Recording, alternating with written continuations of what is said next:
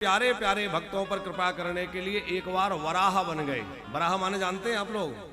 सूकर, सुअर। भगवान सुअर भी बने। क्यों? बोले भक्तों के लिए।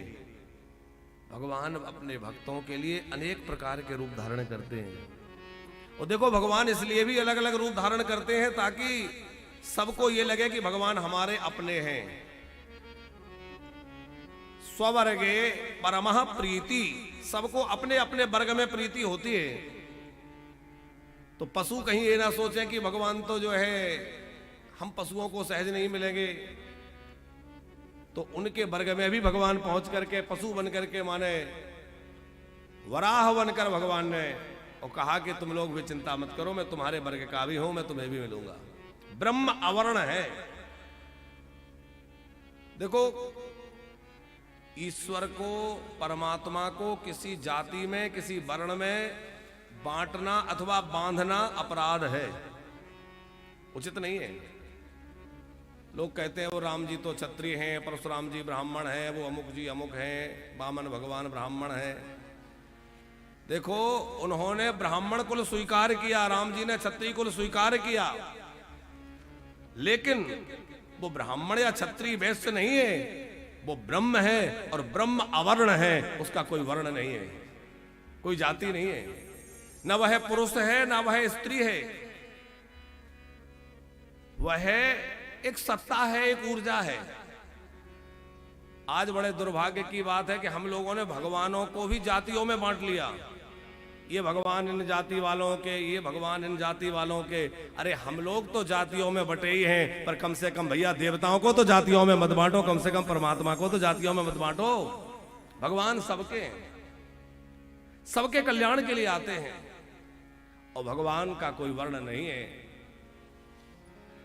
भगवान जो है वराह बन करके पृथ्वी का उद्धार किए। जो पृथ्वी रसातल में पड़ी हुई थी उसको निकाल कर लाए और लाकर के उन्होंने स्थापित किया। मनु जी का सुंदर शासन हुआ। महाराज मनु के 5 संतानें हुई। कल हम लोगों ने सुना मनु और शत्रुपा। हम सब लोग मनु महाराज की संतान होने के नाते ही मनुष्य कहलाए। हम सब लोग किसके द्वारा जन्म हुआ? बोले ये मानवीय सृष्टि जो चली ये मनु जी के द्वारा चली, इसलिए मनुष्य कहलाए। हम सब लोग ऋषियों की संतान हैं। आजकल तो ज्यादा पढ़े लिखे लोग कहते हैं हम सब लोग पहले बंदर थे। कहते हैं ना, पहले बंदर थे। बोले बंदर धीरे धीरे धीरे धीरे उसकी पूंछ कम होती चली गई, फिर वो 2 पैर से हो गया और धीरे धीरे वो इंसान बन गया। हमें आश्चर्य होता है, अच्छा आज से हजारों वर्ष पहले बंदर इंसान बन गए तो कुछ बंदर अभी भी बन गए होते? अब वो प्रक्रिया बंद कैसे हो गई? तभी शुरू हुई थी। भैया होते होंगे किसी के पूर्वज बंदर, हुए होंगे किसी के पूर्वज बंदर, पर हमारे पूर्वज तो ऋषि मुनि थे। हम ऋषियों की संतान हैं, हम महापुरुषों की संतान हैं। हम बंदरों की संतान नहीं है, हम लोग ऋषियों की संतान हैं। इसीलिए सब किसी के गोत्र किसी न किसी ऋषि के ऊपर हैं। किसी का वशिष्ठ है, किसी का गर्ग है, किसी का गौतम है, किसी का सांडिल्य है, पराशर है, आदि आदि गोत्र हैं। अच्छा, गोत्र सब ऋषियों के नाम पर है, बाद में फिर वो बैक, पटा आदि आदि क्षेत्रानुसार अलग से पड़ गए। जैसे जो सरयू जी के तट पर रहे तो वो सरयू पारी हो गए, जो नर्मदा के तट पर रहे वो नारवदी कहलाए, जिन्होंने एक वेद को स्वीकार किया वो जो है एक वेदी कहलाए, कोई द्विवेदी कहलाए, कोई त्रिवेदी कहलाए, चतुर्वेदी कहलाए। तो ये तो उनकी योग्यता अनुसार उनके बैक, उनके पटा बन गए। लेकिन है क्या? बोले हम सब ऋषियों की संतान हैं, सब ऋषियों की संतान है। जो मनु महाराज के पूर्व 10 मानस पुत्रों को प्रकट किया है ब्रह्मा जी ने, मरीचि, अंगिरा, पुलहस्त, पुलह, क्रतु, अंगिरा, भृगु, वशिष्ठ, दक्ष, नारद।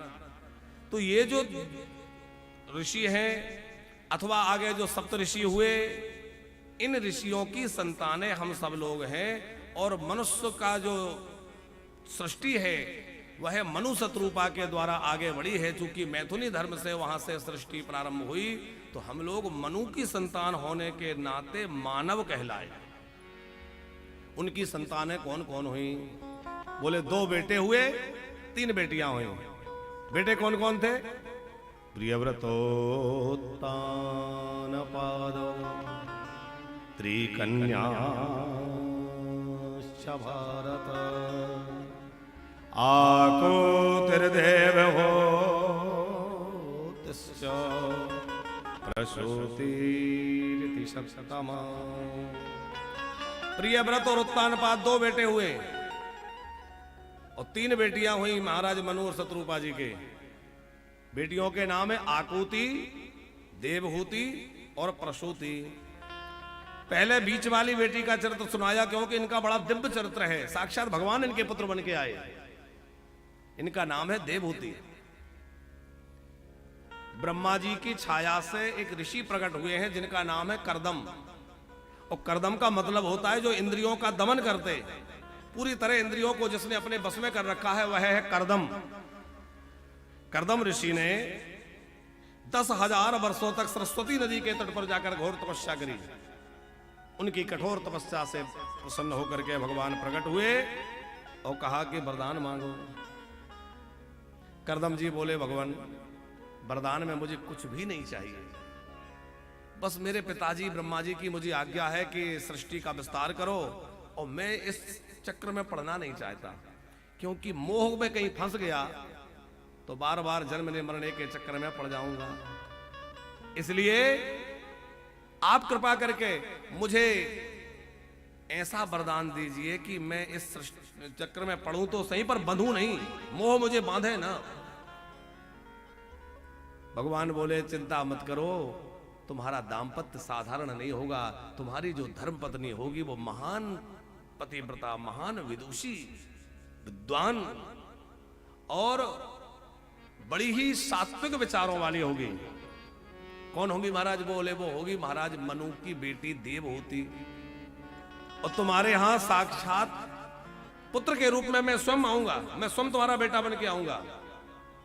करदम जी तो बड़े प्रसन्न हो गए कि ये बहुत बढ़िया हो गया, भगवान ही पुत्र बन के आ जाएंगे तो फिर तो घर में ठाकुर जी पुत्र बन के आएंगे तो भगवान के पिता बनने का मुझे सौभाग्य प्राप्त होगा। खूब करदम जी प्रसन्न हुए और उसके बाद भगवान अंतर्ध्यान हुए। भगवान के कथनानुसार ठीक तीसरे दिन महाराज मनु अपनी पुत्री को लेकर के करदम ऋषि के आश्रम पर आए और अपनी बेटी का कन्यादान करदम ऋषि के प्रति कर दिया। करदम ऋषि का दिव्य विवाह संस्कार संपन्न हुआ। करदम और देवहूति का बड़ा दिव्य दाम्पत्य है। देवहूति का मतलब है जो देवताओं को आहूत करने में समर्थ हो, देवताओं को बुलाने में। बड़ी सती साध्वी नारी है। कैसी हैं?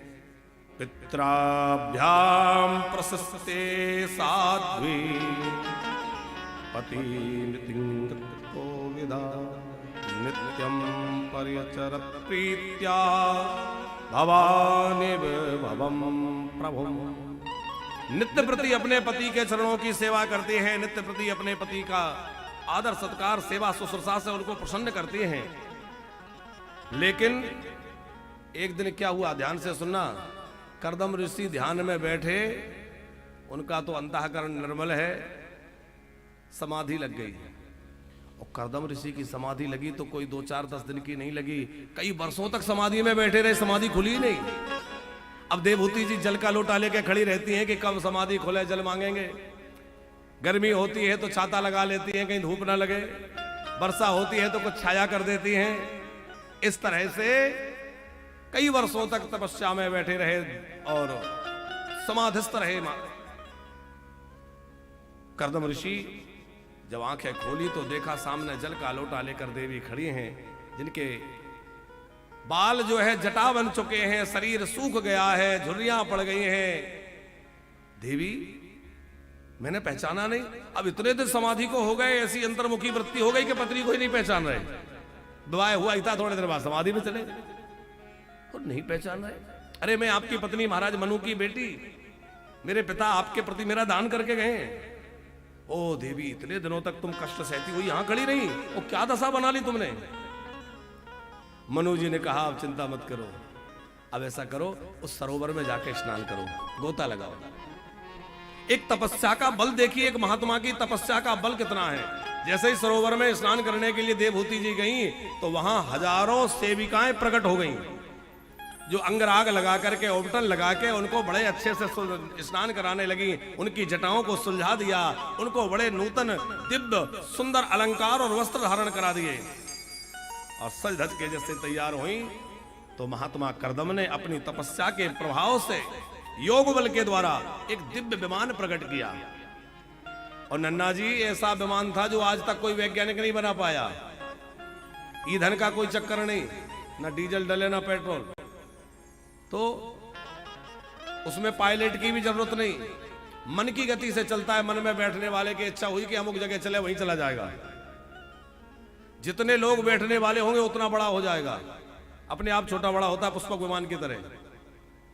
और बोले उसमें 6 ऋतुओं का आनंद है, इतना विशाल था कि गर्मी का आनंद लेना उधर चले जाओ, उधर गर्मी है, कहीं बसंत है, कहीं वर्षा है, कहीं ठंडी है, जैसी आपको व्यवस्था चाहिए वहां पहुंच जाओ। इतना विलक्षण विमान योग बल के द्वारा ऋषि कर्दम ने प्रकट किया। अब आजकल के बच्चे इन कथाओं को सुनते हैं तो वो कहते हैं अरे ये सब फालतू की बातें हैं, ऐसे ही लिख दिया। लेकिन विचार करो, उन बच्चों को समझाओ कि भैया ये बताओ, आज जो विमान उड़ रहे हैं, इतना भारी भारी सामान लेकर के जो है, सामान लेकर भी चलते, यात्रियों को लेकर चलते हैं, जल में भी जलयान चलते हैं, वायुयान चलते हैं, तो ये सब यान बनाने की प्रेरणा हमारे वैज्ञानिकों को कहां से मिली? भाई इन सब को बनाने की प्रेरणा हमारे शास्त्रों में, पुराणों में वर्णित इन विमानों के ही द्वारा मिली, और उन्हीं की उन्होंने जो है उसको लेकर के उसी पद्धति को आगे बढ़ाया और वर्तमान समय के तकनीकी के अनुसार उसको विमान के रूप में उड़ा दिया। ये सब बातें झूठी नहीं है, तपस्या के बल से कुछ भी किया जा सकता है। ये तपबल का द्वारा प्रकट हुआ है विमान है। अच्छा देखो, पहले के लोग यहां बैठे बैठे ध्यान लगा करके 1000 किलोमीटर 1000 कोस बैठे हुए आदमी से बात कर लेते, वहां का व्यक्ति को देख लेते थे। और बीच में अब ये बात कही जाए तो लोग कहते हैं अरे ऐसा कैसे हो सकता है कि यहां भी बैठा हुआ व्यक्ति 1000 कोस बैठे हुए व्यक्ति की बात को सुन ले, समझ ले, अथवा उससे कोई बात कर ले। अब आजकल एक छोटे से मोबाइल से सब कुछ हो रहा है कि नहीं? अरे आजकल तो यंत्र की आवश्यकता पड़ रही है। एक यंत्र के द्वारा हम लोग 1000-2000 किलोमीटर बैठे हुए व्यक्ति से भी बात कर सकते हैं, उसको वीडियो कॉल में देख सकते हैं, उससे संवाद कर सकते हैं। लेकिन ऋषि मुनियों के पास तपस्या का वह बल था कि जिसके द्वारा उन्हें किसी यंत्र की भी आवश्यकता नहीं थी। वो मंत्र के बल से ही वो उतनी दूर बात कर लिया करते थे, देख लिया करते थे, समझ लिया करते थे। उस दिव्य विमान में जब देवहूति जी विराजमान हुई तो देवहूति और कर्दम ऋषि दोनों उसमें विराजमान होकर के और अनेक वर्षों तक भ्रमण करते रहे। देवहूति जी ने 9 बेटियों को जन्म दिया। वो बड़ी महान तेजस्विनी कन्याएं हैं। 9 कन्याओं के जन्म के बाद में एक पुत्र को जन्म देवहूति जी ने दिया, और जो पुत्र बन के आए वो साक्षात परमात्मा है, परम ब्रह्म है। क्या नाम है? भगवान कपिल के रूप में आए और भगवान का कपिलावतार हुआ है। बोलिए कपिल नारायण भगवान की। भगवान कपिल के रूप में प्रकट हुए, और भगवान कपिल जब देवहूति के गर्भ से पुत्र बन के प्रकट हुए तो ब्रह्मा जी, मरीचि आदि ऋषि सब भगवान की स्तुति करने के लिए आ गए। सब भगवान की वेद मंत्रों से, विविध स्तोत्रों से स्तुति करने लग गए। देवहूति कर्दम जी समझ गए हमारा पुत्र कोई साधारण नहीं है, तो साक्षात ईश्वर है। अब जो है ब्रह्मा जी के साथ में सब महर्षि आए हुए थे, उनके मानस पुत्र, और कर्दम ऋषि के मन में बेटियों के लिए वर खोजने की चिंता थी।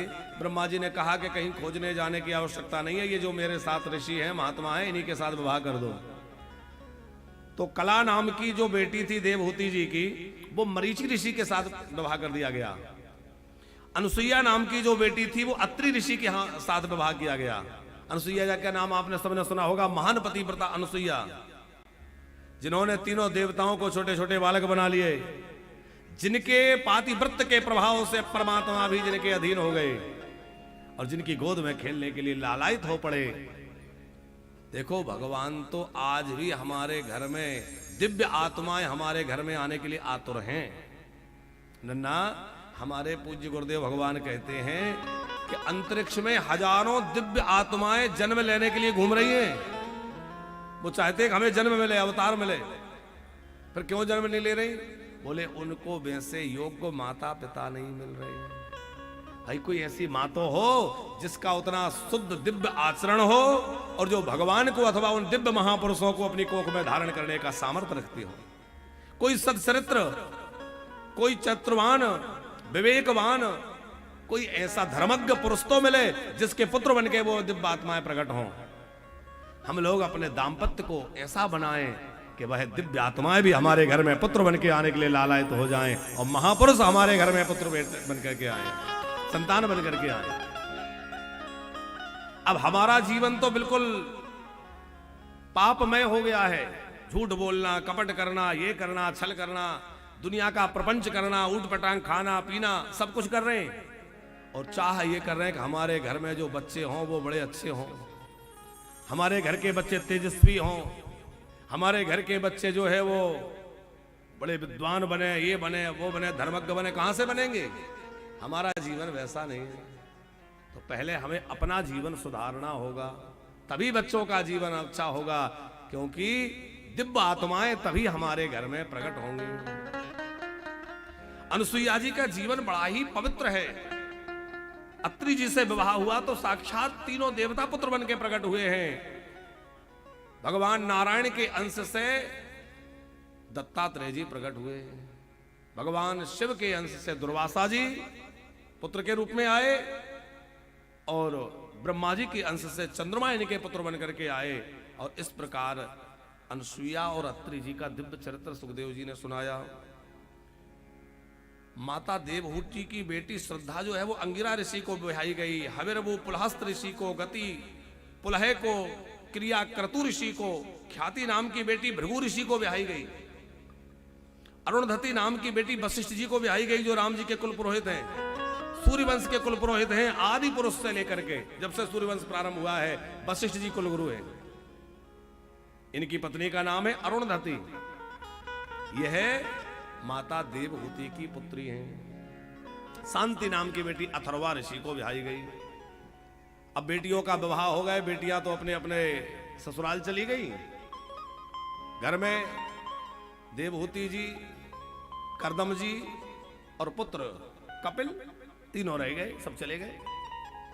एक दिन एकांत पाकर के कर्दम ऋषि ने अपने पुत्र बने हुए परमात्मा के हाथ जोड़े और हाथ जोड़ के कपिल जी से कर्दम ऋषि कहने लगे, परम प्रधानम पुरुषम महांतम कालम कविम त्रिविक्रम लोकपालम, कि आत्मानुभूत्यानुगता प्रपंचम स्वच्छंद शक्तिम कपिला प्रपद्ये, स्वच्छंद शक्ति कपिलम प्रपद्ये।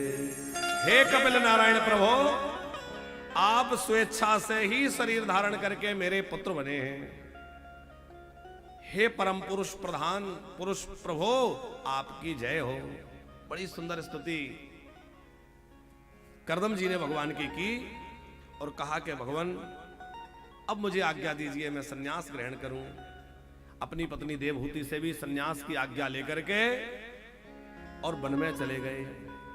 और बड़ी प्यारी कथा है, देखो इससे एक बात समझना लेना चाहिए नन्ना।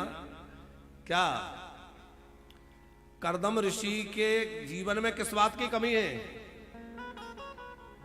भाई साक्षात भगवान बेटे बन के आए और पत्नी इतनी आज्ञाकारिणी देवहूति जैसी महान पतिव्रता, बेटियां अरुणधति और अनुसुईया जैसी, दामाद अत्रि और वशिष्ठ भृगु जैसे, और उसके बाद भी आपने ग्रह त्याग करके और सन्यास की दीक्षा लेकर सन्यासी बन गए। क्योंकि शास्त्र की आज्ञा है कि घर में चाहे जितनी अनुकूलता हो, लेकिन जिससे पहले ये संसार हमारा त्याग करे, हमें भोगों का संसार का त्याग करके भगवान के भजन में लगना आना चाहिए। भगवान के भजन के लिए जीवन मिला है, उसकी ओर जीवन को बढ़ाना चाहिए। अच्छा ऐसे समझिए कि रेलगाड़ी अपने ट्रैक पे चलती है, खूब तेजी से दौड़ रही है, लेकिन जब उसको रुकना होता है तो वो अपना ट्रैक बदल लेती है कि नहीं? जब स्टेशन आने वाला होता है और स्टेशन पे गाड़ी को खड़ा होना है, सवारियां उतारनी है, चढ़ानी है, अपना रास्ता बदलती है कि नहीं? लाइन चेंज कर लेती है। तो जैसे भागती हुई रेलगाड़ी जब प्लेटफॉर्म आता है तो ट्रैक बदल करके और बगल वाले ट्रैक पे आके खड़ी होती है, वैसे ही भैया हम जीवन की जिस दौड़ में चल रहे थे, जिस लाइन में चल रहे थे, उसको छोड़ के और बुढ़ापे में अपनी जो है लाइन बदल लो। अब तो भगवान के भजन में लग जाओ, अब तो भगवान की सेवा में लग जाओ। अच्छा, कभी आपने विचार किया कि बाल जब सफेद होते तो सबसे पहले कान के पास के ही क्यों सफेद होते हैं? अब आजकल तो बीमारी के कारण होने लगे, बात अलग है, लेकिन बुढ़ापे से जब होते हैं तो सबसे पहले कान के पास के बाल सफेद होते हैं, दशरथ जी के हुए जैसे। महाराज दशरथ ने क्या देखा कि श्रवण समीप भय से तके सा,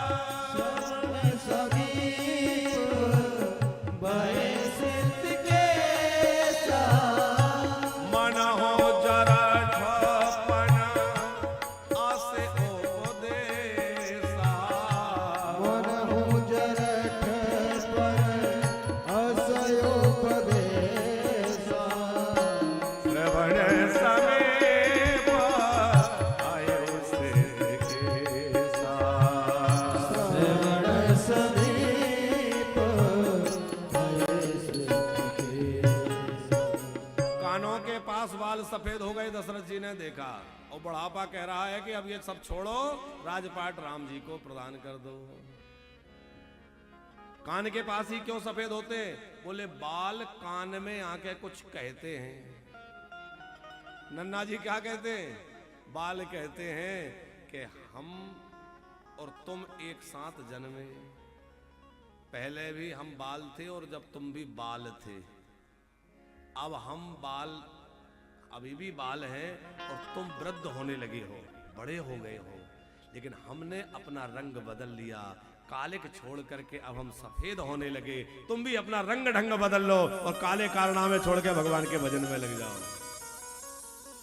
अब काले कारनामे छोड़ो, अब राम नाम में लग जाओ, अब भगवान नाम में भजन में लग जाओ, क्योंकि ये शरीर अब सांस छोड़ने वाला है। संसार, अच्छा संसार तो सांस छोड़ेगा ही जब शरीर ही सांस छोड़ने वाला है।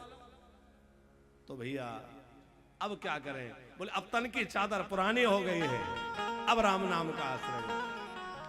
कि तन की चादर पुरानी हुई बाबरे, हाँ हुई बाबरे, अब नया रंग चढ़ाने से क्या फायदा, क्या फायदा, तन की चादर पुरानी हुई बाबरी,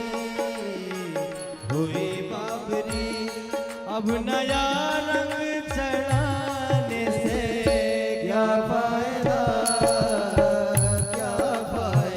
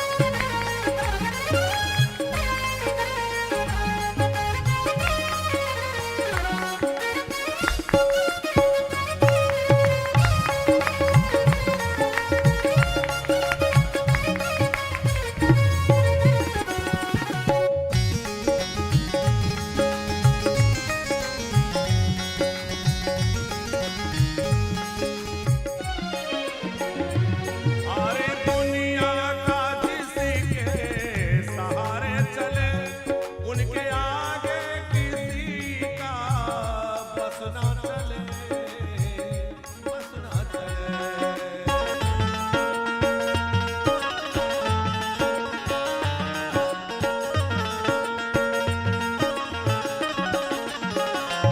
अरे दुनिया का जिसके सहारे चले, उनके आगे किसी का बस ना चले, बस ना चले।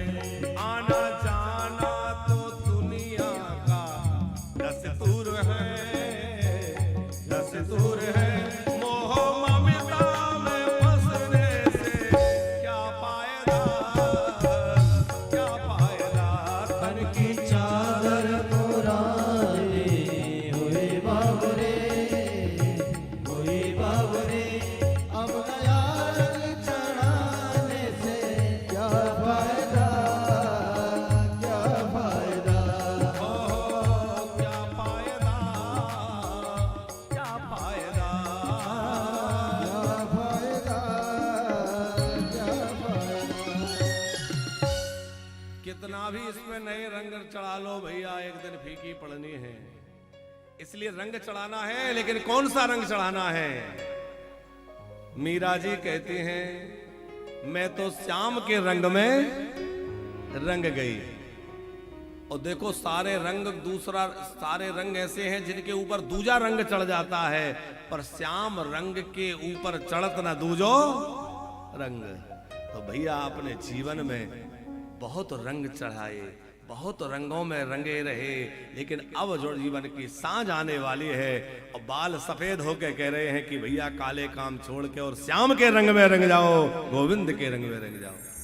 एक संत तो बहुत बढ़िया बात कहते हैं नन्ना जी कि श्वेत श्वेत लखी कचन को वृद्धि का हो नहीं कोई। क्यों? कच माना होता है बाल, सफेद बाल देख के मुझे कोई वृद्ध मत कहो। बोले क्यों?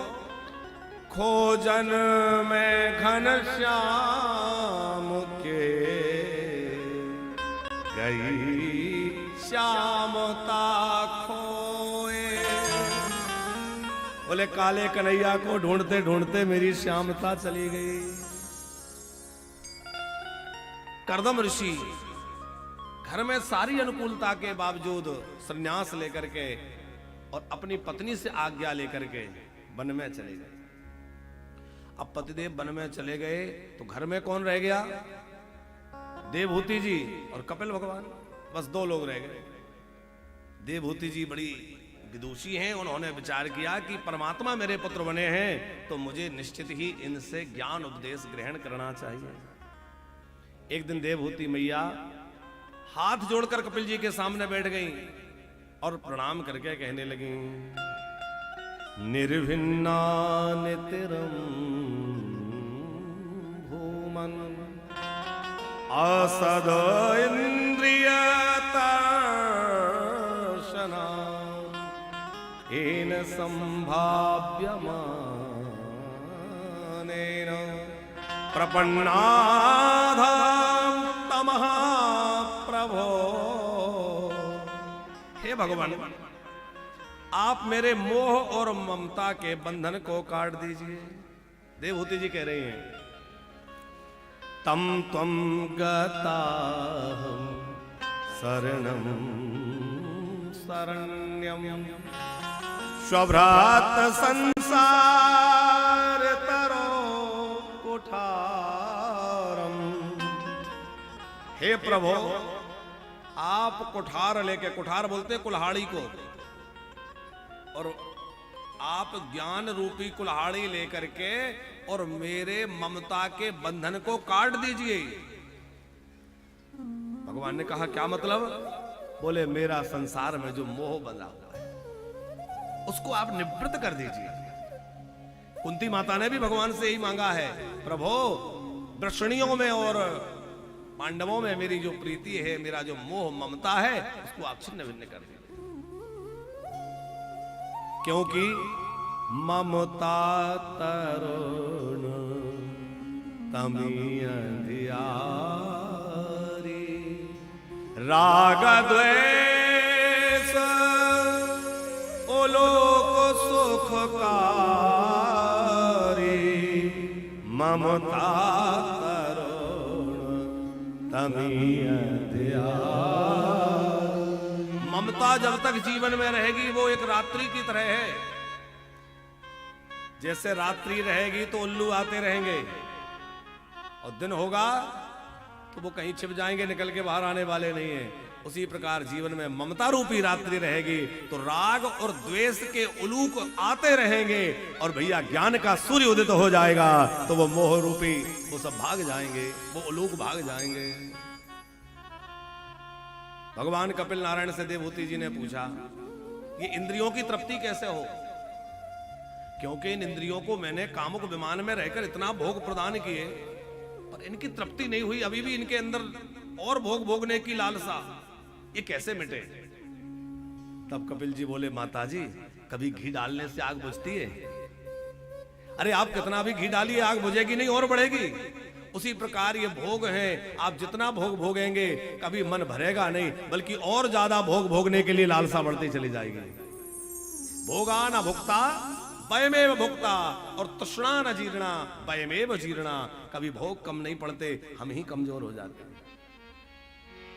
भोग तो यथावत बने रहते हैं, हमारा शरीर ही जीर्ण हो जाता है। इसलिए मां संसार के भोगों से यदि बचना है तो ऐसा मत सोचो कि हम इन इंद्रियों को भोग देंगे ये तृप्त हो जाएंगी, बल्कि इन इंद्रियों को भोग देना ही बंद कर दो। तो जैसे ईंधन ना मिलने पे अग्नि कुछ देर बाद बुझ जाती है, उसी प्रकार ये विषयों की अग्नि जो है जब इसको भोग नहीं मिलेंगे तो अपने आप शांत हो जाएगी और विषय से जीव मुक्त हो जाएगा। भाई आज बढ़िया रसगुल्ला खाने को मन हो रहा है, कभी कुछ खाने को मन हो रहा है और मिले ही ना, कब तक मन होगा? धीरे धीरे धीरे मन शांत हो जाएगा, फिर मन जो है इधर उधर भागेगा ही नहीं।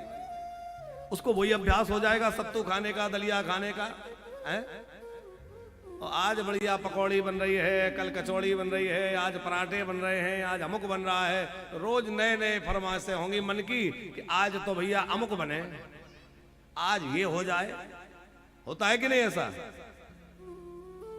इसलिए इंद्रियों को तृप्ति में मत लगे रहिए, इंद्रियों का द्वारा भोगों का त्याग करिए, क्योंकि भोग से तृप्ति नहीं होती, त्याग से तृप्ति होती है। इसलिए जीवन में त्याग की श्रेष्ठता है। जिसने जितना अधिक त्याग किया है वो उतना ऊपर है और जिसने जितना संग्रह किया है वो उतना नीचे है। इसका सबसे बड़ा उदाहरण जो है पंच महाभूत हैं।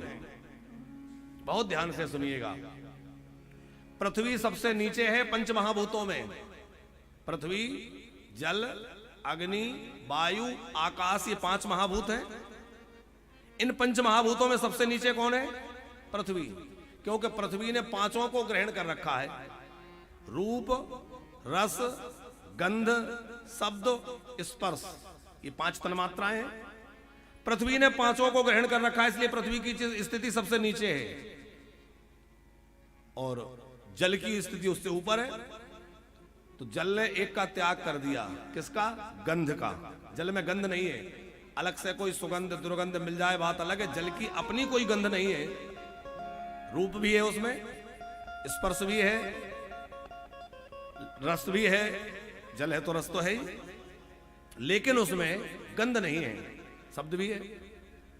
तो जल की स्थिति ऊपर है, उसने एक छोड़ दिया। अच्छा, अग्नि ने एक और छोड़ दिया, अग्नि में रस भी नहीं है। तो अग्नि ने एक और छोड़ दिया, ना अग्नि में रस है ना अग्नि में गंध है, इसलिए अग्नि की स्थिति वायु से ऊपर जो है, जल से ऊपर है। वायु ने एक और छोड़ दिया, हवा ने क्या छोड़ दिया? रूप। हवा दिखाई नहीं देती, हवा वायु किसी को दिखती है? नहीं दिखती, तो उसने रूप भी त्याग दिया। तो वायु में ना रूप है, ना रस है, ना गंध है, तीन का उसने त्याग किया, इसलिए उसकी स्थिति उससे ऊपर है, अग्नि से। और आकाश ने जो है रूप को भी त्याग दिया, रस को भी त्याग दिया, गंध को भी त्याग दिया, उसमें केवल शब्द है, इसलिए सबसे ऊपर स्थिति जो है वो आकाश की है। इसका मतलब है जो जितना त्याग करता जाएगा वो उतना ऊपर उठता जाएगा और जो जितना संग्रह करता जाएगा वो उतना नीचे। अब आप कहेंगे कि महाराज जी संग्रह ना करें, धन ना हो, अब इतना बड़ा व्यवस्था, ये सब कैसे बने है? अच्छा एक बात बताओ, हमारे दीपू भैया, भगवान ने जो दे रखा है वो तो भगवान की कृपा है, वो त्याग ना करते कि भाई हम इतना लगा करके इतनी बड़ी दिव्य कथा का आयोजन करें, तो ये किया तो त्याग किया कि नहीं? त्याग ना करते और दवाए रखे रहे तो बैंक में कितना पड़ा है, किसको लेना देना है? तो भैया त्याग न करते तो किसको लाभ मिल पा रहा था, लेकिन जब त्याग किया तो आज इनका नाम पूरे विश्व में जा रहा है कि नहीं, टेलीविजन के माध्यम से, और सब दुनिया देख रही है और कथा का आनंद ले रही है, रस ले रही है। तो इसी प्रकार हम जब अपने धन का, अपने जीवन में भोगों का त्याग करते हैं। नन्ना जी दो मित्र थे, एक त्याग की ज्यादा बातें करता था और एक संग्रह की ज्यादा बातें करता था। भैया को जोड़ के रखना चाहिए, संभाल के रखना चाहिए। तो दोनों एक दिन यात्रा कर रहे थे, दोनों अच्छे मित्र थे, अपनी अपनी बात दोनों कहते थे, और दोनों एक दिन जा रहे थे तो पुराना समय, नदी मिली, पुल था नहीं, नाव में बैठना। तो नाविक ने कहा कि भाई नाव में बैठना है तो कुछ देना पड़ेगा, कुछ है? अब जो त्याग की बातें करता था उसके पास कुछ था ही नहीं। उसने कहा नहीं है। बोले फिर मैं पार कैसे लगाऊंगा, बगैर दिए दिए तो पार नहीं होगे। जो संग्रह की बातें करता था उसने कहा कि मेरे पास है, मैं तो पार हो जाऊंगा, तुम्हें भी चलो करवा देता हूं, आ जाओ, तुम्हारा भी दे दूंगा, आ जाओ। दोनों बैठ गए नाव में और पार होने लगे। और पार होते होते जो संग्रह की बातें करता था उसने कहा, देखा यदि त्याग की बातें ही करते रहोगे तो एक छोटी सी नदी पार नहीं कर पा रहे। अरे भैया संग्रह नहीं किया होता तो आज ये सब कैसे होता? वो मुस्कुराया और उसने कहा, देखो यदि तुम संग्रह करके उसको दबाए रखे रहते तो आज भी नदी पार नहीं हो पाते। तुमने उसका त्याग किया और तुमने नाविक को देने का विचार किया, उसको त्याग ही तो किया कि हम तुझे दे रहे हैं, तो उसको तुमने त्याग किया जब ही नदी पार कर पाए। बोले इसी प्रकार जीवन में जब त्याग करोगे तभी भवसागर पार कर पाओगे, बिना त्याग के कोई भवसागर पार नहीं हो सकता। अच्छा, सारी इंद्रियों को बल मिलता है मन से। ये मन जो है यही सब करता धरता है। इसलिए कपिल भगवान कह रहे हैं, माता जी चेता खल्वस्य बंधाय मुक्तये चात्मनो मतम गुणेषु सततं बंधाय रतं वा पुंसि मोक्तये। माताजी सारे द्वंद्वों का, सुख दुख का कारण यह है मन है। ये मन यदि चाह ले तो भगवान से मिला दे, और ये मन यदि चाह ले तो बड़ी फजीती कराता है। मन भोगों में लग जाए तो बंधन में पटक देता है, और ये मन भगवान में लग जाए तो सारे बंधन छूट जाते हैं। कपिल भगवान कह रहे हैं, मां ये मन एक तरह से चाबी है। जैसे ताला बंद किया आपने तो ताला बंद जिस चाबी से किया उसी से खुलेगा भी, कि खोलने के लिए कोई अलग चाबी लानी पड़ेगी? चाबी एक ही है, पर आपने उसको बाईं ओर घुमाया, ताला बंद हो गया, और दाहिनी ओर घुमाया, ताला खुल गया। बोले मन एक चाबी है, संसार की ओर घुमाया तो बंधन में पड़ गए, और भगवान की ओर मन घूम गया तो सारे बंधन छूट जाएंगे। मन भगवान की ओर चला गया तो बंधन मुक्त। देवभूति माता ने पूछा, बेटा ये मन भगवान की ओर कैसे मुड़े? इसको भगवान की ओर मोड़ने का तरीका क्या है? कपिल नारायण भगवान कहने लगे, मां इस मन को यदि मुझ वासुदेव में लगाना है, मेरी ओर मोड़ना है, तो उसका एक ही साधन है, वो है सत्संग। कपिल जी कह रहे हैं, सताम प्रसंगान मम वीर्य संविदो भवन्ति हृतकारण रसायना कथा तज्जोषणादा स्वपवर्तमनि श्रद्धारतिर्भक्तिरण क्रमशति। हे मां, कपिल भगवान कह रहे हैं, मन को मेरी ओर मोड़ने का सबसे बढ़िया उपाय है सत्संग करें। सताम माने निरंतर। क्या करें? मेरी कथा सुने। अच्छा, संतों का साथ मिलेगा तो संत लोग तो भगवत चर्चा करेंगे, जिसके अंदर जो होगा वो वही चर्चा करेगा। सटोरी के पास बैठ जाओ तो वो वही बातें करेगा, भैया ये नंबर आने वाला है, ये खुल गया, वो बंद हो गया, पता नहीं क्या क्या। क्रिकेट प्रेमी के पास बैठ जाओ, वो क्रिकेट की बातें करेगा। किसी ज्वारी के पास बैठ जाओ, वो वैसी बातें करेगा। कामी विषयी पुरुष के पास बैठ जाओ, वो वैसी बातें करेगा। और भगवान के भक्त के पास बैठ जाओ तो वो भगवान की बातें करेगा, भगवत भक्त की चर्चा करेगा। वो संत ऐसे हुए, वो कथा ऐसी है, भगवान ने ऐसा किया, वहां ऐसा हुआ, तो वो भगवत चर्चा ही करेगा। और निरंतर भगवत चर्चा सुनते सुनते क्या होगा? बोले निरंतर भगवत चर्चा सुनने से भक्ति श्रद्धा रतिर भक्ति रणो क्रमशति। पहले भगवान में श्रद्धा होगी, फिर रति होगी, प्रेम होगा, वह भक्ति बन करके पुष्ट हो जाएगा। संतों का संग करो। अब माता जी ने, देवहूति जी ने पूछ दिया, बेटा साधु किसे कहते हैं? संत किसको माने? भाई हर गेरुआ कपड़ा वाला साधु नहीं मान सकते, किसको साधु माने? तो श्री कपिल भगवान कह रहे हैं, मां जिसमें ये 5 लक्षण हो वो साधु है। बड़े सुंदर लक्षण गिनवा रहे हैं। देखो, जटाजूट धारण करना, वस्त्र धारण करना, ये तो स्वरूप है, स्वरूप की भी वंदना है, स्वरूप भी वंदनीय है, लेकिन उसमें वो गुण होना चाहिए। क्योंकि रूप तो रावण ने भी बना लिया, काल ने भी बना लिया है। और रूप को देख करके रीझना नहीं है, क्योंकि नकली जब नाटक करता है तो नकली असली से ज्यादा बढ़िया रूप बनाता है? साधु बनने के लिए 10 रुपए का रंग लाकर कपड़े रंगने से कोई साधु बन जाए, लेकिन भैया 10 रुपए के रंग से साधु नहीं, जीवन कम पड़ जाता है साधु बनने के लिए। जिसमें साधुता आए तब जीवन साधु होता है। साधु का मतलब है जिसने अपने जीवन को साध लिया। संत का मतलब है जिसने अपने जीवन को सत्य पर टिका दिया। साधु का लक्षण क्या है? तितीक्षवा कारुण्य स्वहृदया सर्वदेहिना अजात शत्रवा शांता साधवा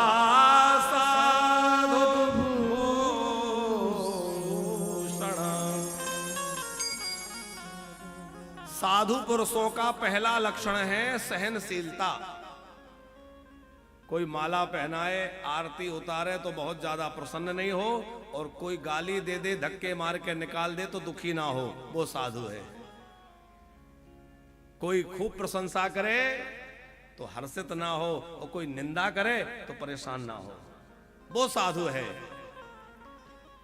खूब अनुकूलता मिल जाए, बढ़िया बढ़िया भोग पदार्थ भोजन मिल जाए चकाचक, खूब प्रसन्न ना हो, और कभी भोजन ना भी मिले, रूखी सूखी खाना पड़ जाए, भूखा रहना पड़ जाए तो भी दुखी ना हो, तब भी भगवान की कृपा अनुभव करते हुए रह जाए।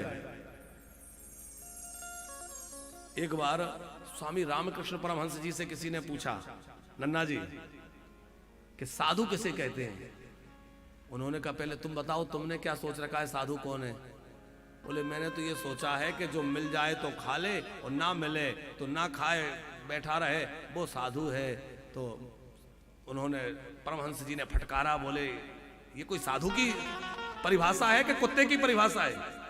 अरे तो कुत्ते का स्वभाव है, मिल गया तो खा लिया, ना मिला तो पड़ा है। बोले फिर साधु?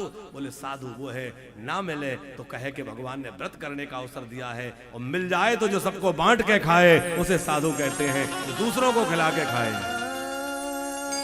पराया दर्द अपनाए उसे इंसान कहते हैं, जो बंदा बांट कर खाए उसे इंसान कहते।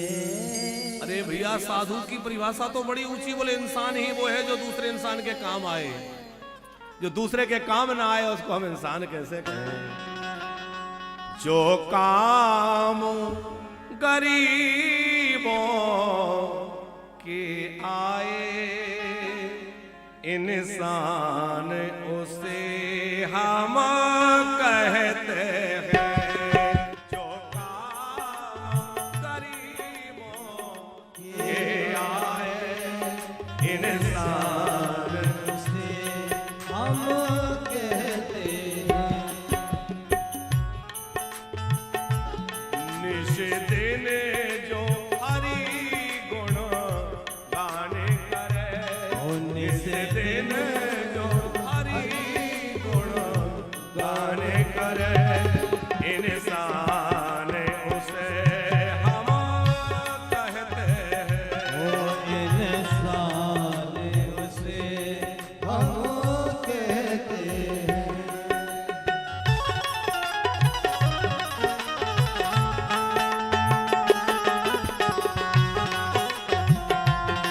जय हो। राधे राधे।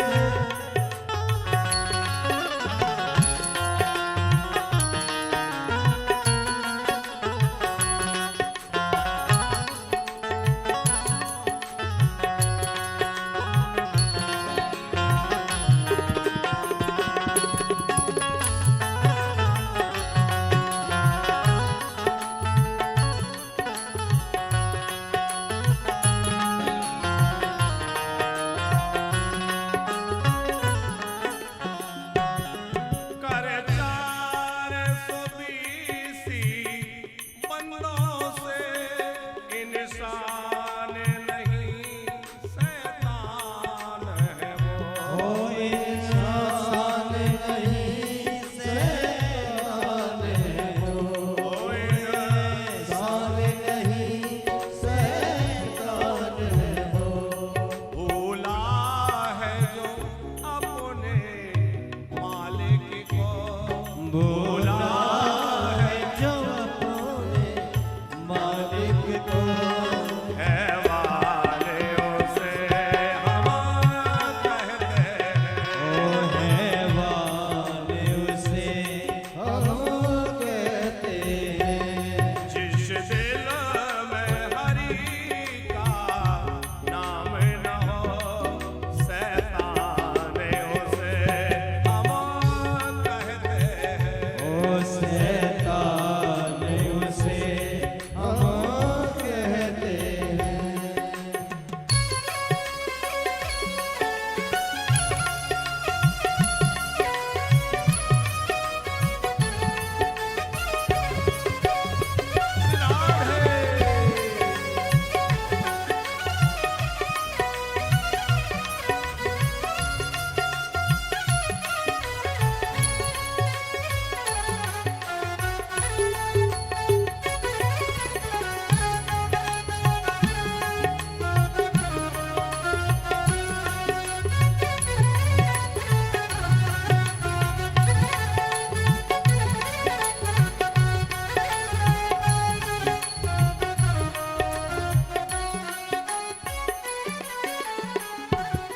पढ़ लिख कर चतुर सुजान हुआ, गुण सीखे बहुत गुणवान हुआ। गुण सीख बहुत गुणवान हुआ। कोई बहुत पढ़ लिख जाए, बहुत गुणवान बन जाए, लेकिन भगवान की भक्ति मन में नहीं आई तो कैसा है? बोले जैसे बिना नमक के भोजन में स्वाद नहीं, वैसे ही भैया बिना भगवत भक्ति, बिना राम रस के जीवन में आनंद नहीं। इसलिए जिस दिन जो हरे गुणगान करे, जिस दिन जो हरि गुण गान करे, गुणवान उसे हम कहते हैं। गुणवान उसे हम कहते हैं। जिस दिन जो हरि गुण गान करे, गुणवान उसे हम कहते हैं। ओ गुणवान